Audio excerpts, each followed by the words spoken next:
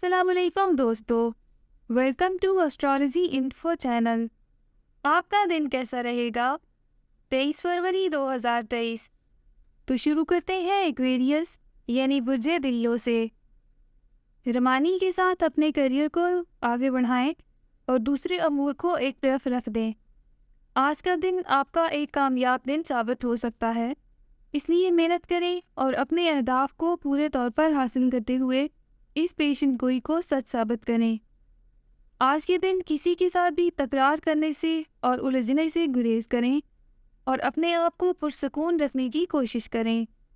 आपको अपनी ज़िंदगी में जिन मुश्किलात का सामना है, आज के दिन इनसे निपटने की ज़रूरत है और इन पर पूरे तौर पर काबू पाने की भी। आज के दिन आपको ऐसी समाजी जिम्मेदारियों से खुद को बचाने की ज़रूरत है जो आपके लिए मुश्किलात का बायस बन सकती हैं।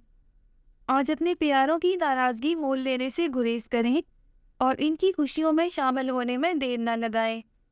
आपको आज अपने प्यारों का साथ निभाने में देर नहीं करनी है। दोस्तों के दरमियान पैदा होने वाले इख्तिलाफात को ख़त्म करने का बायस बन सकते हैं।